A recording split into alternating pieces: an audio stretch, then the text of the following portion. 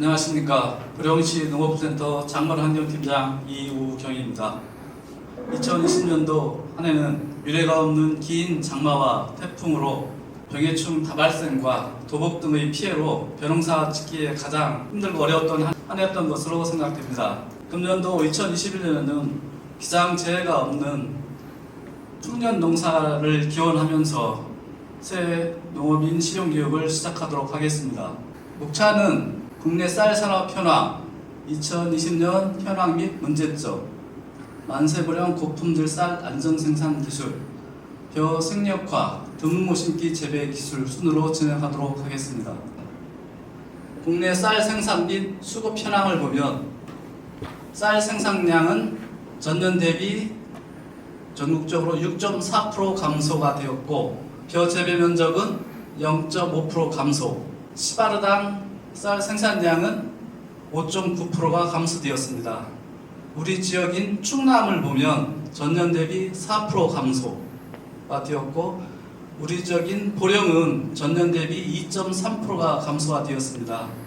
이건 통계청의 통계 자료이고 우리가 수매 현장에서 농민들의 의견을 청취한 경우에는 대다수가 10%에서 30%, 많게는 30%까지 감소되었다는 그러한 의견이 많았습니다. 통계하고 현장하고 체감하는 게 좀 괴리가 있는 것 같습니다. 벼 재배 면적 및 쌀 생산량 추이를 보면 재배 면적과 생산량이 지속적으로 감소하는 경향을 보이고 있습니다. 국내 쌀 생산 감소 요인을 보면 나달이 형성되는 시기 7월에서 8월에 긴 장마와 태풍 등의 영향으로 일조시간 감소, 강수량 증가 등 기상 여건의 악화로 완전 나달수가 감소하였습니다.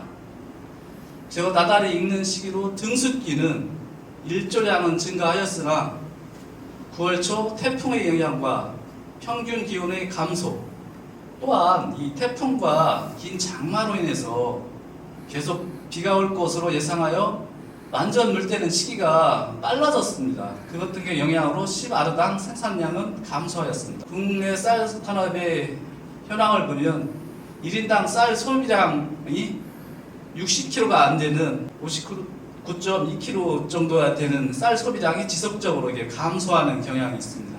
우리 쌀 감소량에 따라 우리가 밥그릇도 이렇게 작아지는 그러한 경향을 보이고 있습니다. 국내 여건의 변화를 보면 쌀 소비량이 지속적으로 감소할 것으로 예상되고 또한 기후온난화의 영향으로 상의 악화로 미래 생산성도 감소할 것으로 그렇게 추정을 하고 있습니다. 2020년 현황 및 문제점을 살펴보도록 하겠습니다. 고령 기후의 특징을 보면 이 강수량을 보면 전 평년 대비 7월, 8월, 9월경에 많은 양의 강수량을 증가폭이 상당히 높습니다. 또 최저 기온으로서 육류시 최저 기온을 보면 전평년 대비 아주 낮은 기온과 높은 기온의 유지되는 그런 견황이 보이고 있어갖고 큰 일교 차이를 보이고 있습니다. 이것으로 인해서 육류 시기에 실패하는 경우가 육류 기간에 어려움이 많습니다. 2020년 벼 생육 단계별 문제점을 살펴보면 모짜리 시기, 저온과 큰 일교 차이에서 초기 생육 불량 현상이 좀 나타나 있고 특히 뜸모와 썩은병 발생이 증가하였습니다. 생육 초기에 5월 20일에서 7월 15일경에 보면 저온성 해충의 피해가 일부 발생을 하였으나 초기 분월이 잘 되어서 올해는 벼농사가 그래도 양호하고 순조롭게 진행될 것으로 그렇게 예상하고 있었으나 생육 중기에 7월 16일에서 8월 15일경에는 긴 장마와 태풍의 영향으로 일조 시간의 감소, 강수량 증가, 기상 여건의 악화로 완전 나달수가 감소하였습니다. 또한 잦은 강으로 인한 저온 다습 현상으로 도열병, 입진무늬 마른 병이 다발생되었고 긴 장마로 인해서 비래 해충이 많이 발생했습니다. 특히 홍명나방과 벼멸구의 발생이 증가하였습니다. 생육 후기에는 출수 이상 누룩병이 많이 발생하였고 태풍으로 인한 도복, 일부 간척지에서는 백수 피해 현상도 발생하였습니다. 일조량은 증가하였으나 평균 기온 하락과 완전 물때는 시기가 빨라서 수량 감소로 이어졌습니다.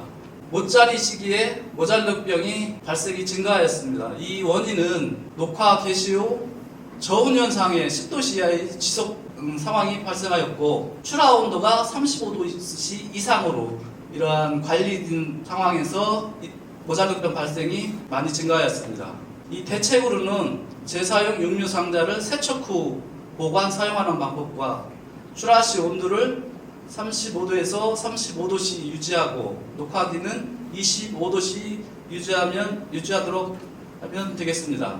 발생 시에는 닿지 않은 약재로 방제하시기 바랍니다. 모짜리 뜬모 발생입니다. 이건 생리장애로 주 원인은 일교차가 크고 특히 야간 온도시가 10도씨 이하의 저온이 장시간 지속될 때 발생하기 쉽습니다. 상토의 수분이 건조, 과습이 반복될 경우 밀파되어 목판 내 수분과 양분이 부족한 경우에 발생이 많이 됩니다. 뜬모와 모잘력병의 구분하는 방법은 크게 두 가지로 구분해 볼 수 있습니다. 곰팡이의 발생 유무입니다. 뜬모는 곰팡이 발생이 보이지 않고 모잘력병에는 곰팡이가 발견됩니다. 또한 뜬모는 지제부가 썩지 않아서 뽑으면 뿌리도 같이 뽑히고 모잘력병은 지제부가 썩어서 당기면 중간에 끊어지면서 지상부만 그런 뽑히는 현상이 발생합니다. 이 두 가지 큰 것으로 이렇게 뜬모와 모잘력병을 구분할 수 있습니다.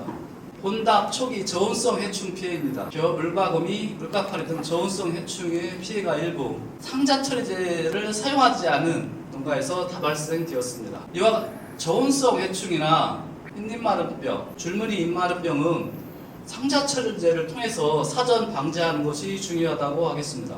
벼 쇠녹반점 발생입니다. 이것은 벼 분할 초기 일시적 고온으로 인한 환원 장애입니다. 예전에 땅도열병이라고도 부르는 것으로서 중간 옆하고 하위 옆에서 이게 쇠녹 반점이 주로 발생하는 상황이 되겠습니다. 특히 질소 가비답에서 이게 심하게 발생되는 경향이 있습니다. 대책으로는 배수, 샘을 갈아주기를 통해서 해결할 수 있습니다. 이것은 병이 아니기 때문에 샘을 갈아주기를 통해서 회복시킬 수 있습니다. 벼 입진마름병 다발생입니다. 전년도 병에서는 최고로 많이 발생하는 게 이 벼 입진무늬 마름병이 되겠습니다.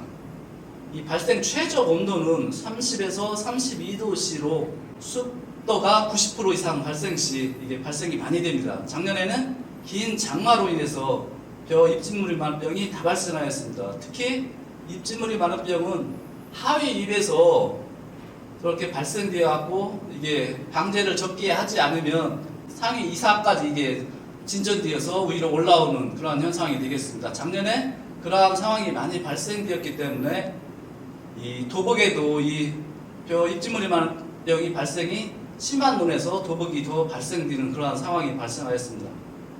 방제 방법은 지나친 밀식이나 질소질 비료를 가용을 지양하는 것이 되겠고 발생 초기에 적용 약제를 통해서 방제 치료할 수 있게 되겠습니다. 벼 도열병 발생입니다. 작년에 긴 장마와 연속 강우루가 된 날씨가 50여일이 넘었기 때문에 발생이 다발생되었습니다. 출수기 전후에는 이 비와 저온 다섭시 다발생이 특히 많이 됩니다. 작년에 우리 지역에 이 도열병이 발견된 것이 7월 22일 이후가 되겠습니다. 특히 이 질소질 비료 과용한 답에서 발생이 많았습니다. 방제 방법은 초기 상자 처리제를 통해서 사전 예방하는 방법이 있고 발생 시에는 흰잎마름병, 깨실무늬 마름병, 이상누룩병, 이상마름병과 동시 방제를 추진하면 되겠습니다. 홍명나방 다발생입니다. 이것은 중국에서 날아오는 비대 해충이 됩니다. 6월 중하순부터 7월 중하순에 걸쳐 중국에서 작년에 이렇게 비례가 됐는데 작년 같은 경우에는 이 비례가 한 번으로 끝나지 않고 2회, 3회 여러 번에 걸쳐서 이 비례 해충이 특히 많이 날아오는 한 해가 되었습니다. 그림을 보시면 홍명나방 약충이 갉아먹은 흔적이 시큰이 보입니다. 이 홍명나방은 벼 잎을 세로로 말아서 벼 잎을 가해하면서 나중에 번데기까지 됩니다. 홍명나방이 많이 발생한 필지는 특히 이게 질소 시비량이 많아서 벼 잎색이 진한 논에서 특히 많이 발생하고 피해가 발생합니다. 작년 같은 경우에는 우리가 보령시 항공 방제가 끝난 8월 초까지는 큰 피해가 없었는데 그 이후로 홍명나방 피해가 많이 발생되었고 항공 방제가 끝난 이후로 적게는 1번, 많게는 3번까지 그러한 방제를 실시하면서 많은 어려움이 있었습니다. 이 홍명나방 같은 경우에는 방제 시기가 굉장히 중요합니다. 이 피해 잎이 한두 개 보였을 때가 방제 적기가 되겠습니다. 너무 빨리 방제를 하던가 늦게 방제할 경우에는 방제 효과가 현저하게 떨어지는 상황이 발생합니다. 네, 후기 병해충 발생입니다. 이 이상 누룩병은 벼 아래서 발생하고 주로 토양에서 활동을 하고 다음에 7, 8월에 발화하여 자실체를 형성합니다. 특히 질소질 비료가 과용이 되고 저온 다습, 일조보조, 연속 강우 시 다발생이 되겠습니다. 이 대책으로는 규산질 비료를 시용하고 출소 10일 전 등록약제로 사전 방제하는 것이 중요하겠습니다.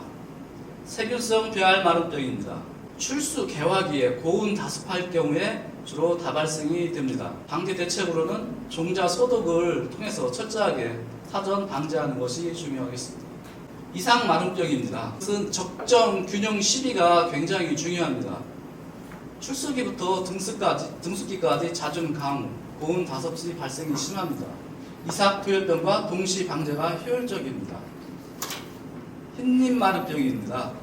흰잎 마름병은 강풍이나 태풍 등에 의해서 상처가 생겼을 경우 병원 쇠군의 침입을 쉽게 하여 이게 발생하는 상황이 되겠습니다.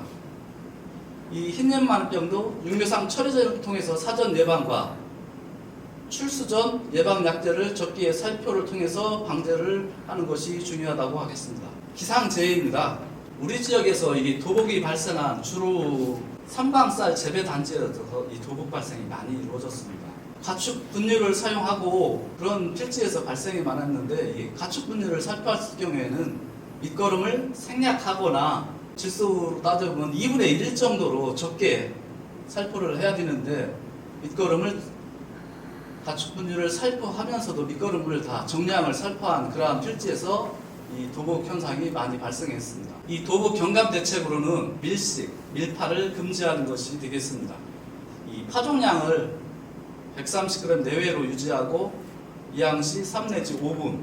그 다음에 적정 질소 시비량입니다. 일반 벼 같은 경우에는 시바르당 9kg가 되겠습니다. 그 다음에 이 도복이 잘 되는 그러한 필지에서는 규산질 비료를 한보당 200kg 내외를 시용하고 도복 우려 시에는 도복 경감제를 살포를 통해서 사전 예방할 수 있습니다. 삼광벼 같은 경우에는 적기 이상 거름 시용입니다. 삼광벼 같은 경우는 고품질로서 출수 15일 전에 이삭거름을 시용하는 것을 통해서도 어느 정도 도복을 경감시킬 수 있습니다. 만세보령 고품질쌀 안전생산 기술입니다. 최고품질의 보령쌀 안전생산 핵심 기술로 밥맛이 좋은 최고품질의 쌀 생산과 적정 수량 확보를 중심으로 교육을 주도록 하겠습니다. 핵심 기술은 알맞은 품종을 적기에 재배하는 것입니다. 또한 유기물 및 규산을 시용하고 깊이가리를 통한 논토양 결양을 하고 표준 시비를 준수하는 것입니다. 질소 성분량으로 시바라당 9kg, 최고 품질은 상방벼 같은 품종에서는 시바라당 7kg이 되겠습니다. 이 표준 시비를 또한 준수를 통해서 고품질 쌀 생산을 하는 것이 되겠습니다. 물 관리와 병해충 방제를 적기에 충실히 이행해서 도복 경감 재배 방법을 준수하는 방법이 되겠습니다. 우리가 건강 검진을 통해서 우리가 건강을 챙기는 것처럼 우리 작물 재배 전에 토양 검사, 토양 진단을 통해서 내 논에 맞는 그런 필지에 맞는 적정한 균형 시비를 통해서 우리가 고품질 쌀을 생산하고자 하는 것이 되겠습니다. 한 지점당 신유 채취하는 방법을 보면 표토를 1cm 정도 걷어내서 이물질을 제거를 하고 첫삽은 그림과 같이 파서 버리고 옆면의 착도층을 시료 채취를 통하는 방법이 되겠습니다. 특히 이 시료 채취 지점은 한 필지당 5지점 이상을 선정해가지고 그 필지를 대표할 수 있는 지점을 선정을 해가지고 왼쪽과 같이 시료를 채취하면 되겠습니다. 이 시료 채취는 한 필지당 500g 내면 됩니다. 이와 같이 해서 이 신청지 표시 사항을 기재를 해가지고 농업기술센터에 토양 검정을 의뢰하면 되겠습니다. 그러면 농업기술센터에서 토양 시료 조제를 하고 토양 성분을 분석을 해서 흡토람에 토양 검정 데이터를 입력하면 비료 사용 시비 처방서를 발급받을 수 있습니다. 또한 본인이 흡토람 사이트에 들어가서 이 비료 사용 처방서를 확인할 수 있습니다. 2021년 정부 보급종 특성을 살펴보도록 하겠습니다. 이 삼광벼하고 친들벼는 우리 지역의 공공비축미 수매 품종이 되겠습니다. 특히 보령 지역에서 많이 재배하는 품종 위주로 특성을 보도록 하겠습니다. 단맛이 우수한 조생종 품종으로 운광벼가 되겠습니다. 출수기는 8월 1일로 이 조생종 치고는 좀 출수기가 늦은 편입니다. 쌀 수량은 586kg로 다수학 품종이 되겠습니다. 이 단맛은 극상으로 아주 고품질의 품종이 되겠습니다. 재배상 유의 상황을 보시면 질소 과비 시 신복 백미가 발생하여 미질이 떨어질 수 있기 때문에 적정 균형 시비가 필요합니다. 또한 바이러스병 및 벼멸구 등의 충해에 약하기 때문에 적기 방제가 필요합니다. 조생종 품종으로서 이 해담쌀이 지금 많이 찾는 그런 경향이 있어요. 특히 추석이 빠른 경우에는 이게 출수기가 운광벼에 비해서 빠르기 때문에 찾는 경우가 좀 있습니다. 벼키는 67cm이지만 쌀 수량이 548kg, 운광벼에 비해서 좀 떨어집니다. 병에 강하고 밥맛이 우수한 삼광벼입니다. 보령시 대표 브랜드 품종이 되겠습니다. 작년 같은 경우에는 삼광미 골드를 가지고 대한민국 대표 브랜드 대상을 받았습니다. 쌀 분야에서. 그만큼 이 삼광벼가 밥맛이 우수한 품종이 되겠습니다. 벼키가 87cm로서 쌀 수량은 565kg가 되겠습니다. 이 밥맛이 최고 품질의 밥맛이 나는 그러한 품종이 되겠습니다. 내도복성은 중간 정도로 좀 도복에 약한 편이 됩니다. 이 재배상 유의점이 질소 과비 시 도복이 우려되므로 적정 균형 시비가 필요합니다. 또한 열굴에 대한 저항성이 없으므로 적기 기본 방제를 추진해야 됩니다. 복합 내병성 품종으로 친들벼입니다. 우리 지역에서 재배 면적이 가장 많은 품종이 되겠습니다. 벼키가 83cm로 쌀 수량은 561kg이 되겠습니다. 이 복합 내병성 품종으로서 병해충에 강한 편이지만 이 애멸구 쪽에서는 좀 약한 그러한 품종이 되겠습니다. 재배 시 유의사항으로 질소 과비 시 미질이 저하되고 도복과 병충해 발생이 우려되므로 적정 균형 시비가 필요합니다. 바이러스병이나 해충해는 약하므로 반드시 적기 방제를 실시해야 되겠습니다. 내도복성 최고 품종 예찬벼가 되겠습니다. 이게 최근 육성된 품종으로서 벼키가 66cm이고 쌀 수량이 587kg으로 다수악 품종이면서 또 밥맛이 좋은 품종이 되겠습니다. 예찬벼는 호품벼의 교잡에 호품벼의 품종이 들어가 있기 때문에 이 키다리병 방제를 철저하게 종자 소독을 통해서 사전 예방할 필요가 있습니다. 내도복성 다수성 찰벼 동진 찰벼가 되겠습니다. 우리 지역에서 가장 많이 재배하는 찰벼가 되겠습니다. 출수기가 친들벼나 삼광벼에 비해서 좀 빠른 편입니다. 쌀 수량은 539kg로 찰벼 품종에서는 다수학 품종이 되겠습니다. 비료 과다 시용할 경우에는 출수가 지연되고 등속 저하가 좀 우려가 되기 때문에 질소 비료를 표준량 12를 반드시 이행해야 되겠습니다. 도열병, 흰잎마름병, 이 충해의 약함으로 적기 방제가 반드시 필요합니다. 다음으로 건전한 모 기르기를 위한 준비입니다. 소금물 가리기입니다. 매벼 같은 경우에는 물 20리터에 소금 4.2kg, 찰벼는 물 20리터에 소금 1.4kg이 되겠습니다. 염수선 기간은 3 내지 5분이 되겠습니다. 10분 이상 경과 시 이 발화 장애가 발생할 우려가 있습니다. 꼭 시간을 준수하시기 바랍니다. 염수선이 끝난 후에는 종자를 반드시 깨끗한 물로 씻어줘야 되겠습니다. 온탕 소독기를 활용한 종자 소독입니다. 자가 최종 종자나 미소독 보급 종자가 해당되겠습니다. 사전에 온탕 소독기를 사용하기 전에 온탕 소독기에서 장비 이상 유무를 꼭 점검해 주시기 바랍니다. 이 연결선은 전선을 붉은 전선을 사용하고 온탕 소독기의 온도계 또한 이 폭기를 사전에 정상 작동하는지 유무를 반드시 점검하여 주시기 바랍니다. 그 다음에 물을 담고 물 온도를 60도씨를 맞춰가지고 종자를 넣어가지고 10분간 침지하면 되겠습니다. 10분간 침지 후에는 10분간 동안 냉수 처리를 반드시 해주시기 바랍니다. 여기에서 물 온도 60도씨에서 10분간 침지하는 것과 10분간 냉수 처리하는 것을 반드시 꼭 이행해 주시기 바랍니다. 그 이후로는 약재 소독을 하면 되겠습니다. 주의사항으로서는 반드시 마른 종자를 사용해야 되겠습니다. 약재별 소독 방법입니다. 종자와 물량을 보면 종자 20kg에 물 40L가 되겠습니다. 그 다음에 소독 방법으로는 이 약재를 희석하는 방법은 물 기준으로 약재를 희석해야 되겠습니다.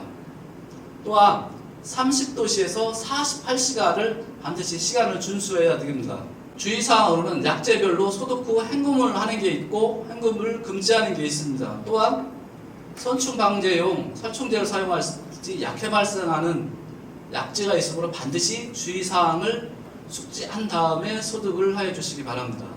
이 약재 소독을 할 경우에는 반드시 벼 종자를 포대의 망사포대인 그물망을 통해서 벼 속까지 이 희석된 약재가 골고루 잘 방제가 될 수 있도록 그물망 포대, 망사포대를 사용해 주시기 바랍니다. 친환경 재배 벼씨 소독입니다. 주로 친환경 재배 냉수 온탕 치법을 사용하는데 소금물 가리기를 한 후에는 벽실을 15도씨 온도에서 냉수에 1시간 내지 2시간 동안 담근 후에 58도씨의 온탕에 15분간 침지하여 소독하는 방법이 되겠습니다. 올바른 종자 소독 방법입니다. 키다리병에 감염된 종자를 왼쪽은 관행으로 소독하는 것이고 오른쪽에서는 온탕 소독을 하고 1, 2일간 침종을 한 후에 약재를 처리하여 소독하는 방법이 되겠습니다. 키다리병에 감염된 종자라 하더라도 우리가 온탕 소독을 통해서 어느 정도 방제를 할 수 있습니다.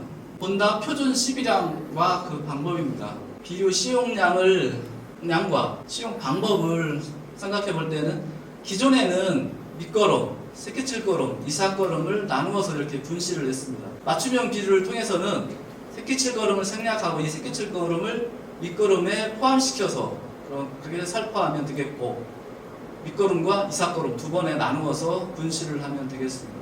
혼답 비료 적정량 사용하기입니다. 맞춤형 비료 기준으로 밑거름은 단보당 30kg이 되겠습니다. 이삭거름은 보통 일반 비료로 이삭팩이 25일경에 맞춤형 비료 단보당 15kg NK비료로 주시면 됩니다. 최근에는 이하과 동시에 측정 12기를 사용해서 완효성 비료를 사용하는 그런 경향이 지금 많이 늘어나고 있습니다. 그러한 경우에는 그 비료 성분량을 따져서 비료 포대에 보면 단보당 적정 시비량이 거기에 정해져 있습니다. 한 예로 단한번 비료 같은 경우에는 단보당 50에서 60kg을 1회 사용하면 되겠습니다. 제초제 처리 시기입니다. 제초제 처리 시기는 썰해질 기준으로 제초제를 처리해야 되겠습니다. 우리가 농약 지침서 상으로 보면 보통 썰해질 후 이틀 내지 3일 후에 이양을 한다는 것을 전제하에 제초제 처리 시기를 결정을 하는 것입니다. 썰해질 기준으로 제초제를 처리하는 것이 가장 효과가 좋습니다. 제초제 사용 시 주의사항입니다. 이 제초제를 사용하면서 가장 효과가 좋은 상황이 발생하는 것은 일단 썰해질을 할 때 균평 작업을 썰해질을 잘 해야 됩니다. 본인의 필지에서 우점되는 그러한 잡초를 기준으로 제초제를 선택해가지고 적기에 정량을 사용하는 상황에서 물 관리를 잘 할 경우에 잡초 방제의 효과가 가장 좋게 나타나고 있습니다. 제초제를 사용하시 주로 약해가 발생하는 상황이 모래땅이나 냉수답이나 연약한 무 이양하고 연약한 물을 이양하는 경우, 또 고온과 저온이 지속될 때, 또 벼잎이 눈물에 잠겼을 때, 벼나 이슬에 젖은 물을 이양했을 때 주로 제초제에 약해 피해가 나옵니다. 이게 고사된 경우에는 대책이 없지만 이게 생육이 위축되고 뿌리 발육이 저조할 경우는 경미할 경우에는 물 걸러대기가 가장 효과적인 방법이 되겠습니다. 제치조 처리 후에는 최소한 5일간 담수 상태를 유지하는 것이 굉장히 효과적입니다. 또한 최근 매출이 이렇게 증가하고 많이 사용하는 제품들에 대한 건데, 특히 찰벼나 흑미, 다수개 벼들에서 장애가 종종 나오는 경우가 있습니다. 특히 이 벤조비사이클론이나 메소토리움 같은 경우에는 찰벼나 흑미 계통에서는 사용이 금지되는 그러한 약재가 되겠습니다. 이 찰벼나 흑미 다수개 벼들에 대해서는 이 브로모타이드 약재가 효과가 보이기 때문에 이쪽의 계통의 약재를 사용하면 되겠습니다. 이항전 제초제 처리입니다. 이 물 관리를 철저히 하냐 못하느냐에 따라 이 잡초 방제 효과가 현저하게 틀리게 나타납니다. 담수 상태가 잘 유지되어 있는 그러한 필지와 담수 상태가 유지되지 않아서 제초 효과 나쁜 필지가 이렇게 그림에 보는 것처럼 효과가 현저한 차이를 보입니다. 담수 상태에서는 5일 이상 최대한 길게 유지하는 것이 효과가 좋습니다. 우리 지역에서 가장 문제가 되면서 다년생 잡초로 이 올방개가 방제하기가 제일 어려운데, 이 덩일줄기에 보통 3 내지 5개의 눈이 있고 생존 기간이 3 내지 5년이 되기 때문에 굉장히 방제하기가 어렵습니다. 이런 올방개 같은 경우에는 가을 가리를 통해서 일부 얼어서 죽게 그런 방법이 되겠고, 또한 초기 제초제, 중기 제초제, 경엽철제까지 살포해가지고 지속적인 방제를 해야 됩니다. 보통 3, 4년에 이런 방제를 하면서 관리하는 것이 필요합니다. 방제하기가 굉장히 어렵습니다. 수확 및 건조가 되겠습니다. 이 알맞은 수확 시기는 한 이삭의 벼알이 90% 정도 익었을 때인데, 보통 우리가 산물벼 수매 시기가 이때가 되기 때문에 산물벼 수매 시기에 거의 맞춰서 수확을 하시면 되겠습니다. 적산 온도로 따졌을 경우에는 출수 적산 온도가 1100에서 1200도씨가 되겠습니다. 보통 출수 후 45일에서 60일 사이가 되겠습니다. 다항으로 벼 생력화 재배 기술입니다. 드문모 심기가 되겠습니다. 드문모 심기의 파종량은 130g이 관행벼에서 육묘의 파종량이고, 드문모 심기에서 파종량은 보통 250g에서 300g을 권장하고 있습니다. 드문모 심기 모식들을 보면 보통 드문모 심기에서 우리가 권장하는 주수는 평당 50주가 되겠습니다. 평당 50주로 이양했을 경우에는 수량과 병해충에서 관행 재배보다 수량에서는 떨어지지 않고, 병해충에서는 특히 문근병 같은 경우에는 발생이 적게 됩니다. 드문모 심기 재배 기술은 이 파종량을 늘리고 적은 양을 찍어내서 모판당 이양 면적을 확대하는 것이 되겠습니다. 또한 이양 시 제식거리를 넓혀서 단위 면적당 제식 밀도를 감소시키는 것이 되겠는데, 시바르당 모판의 수를 10개 이내로 줄이는 생략화 재배 기술입니다. 파종량은 250에서 300g이 상자당 되겠습니다. 파종량 증가에 따라 이 모 소질은 저하되는 경우가 있습니다. 특히 우리가 이 드문모 심기에서는 250g에서 300g을 사용하는데, 관행 재배보다는 좀 떨어지는 상황이 발생합니다.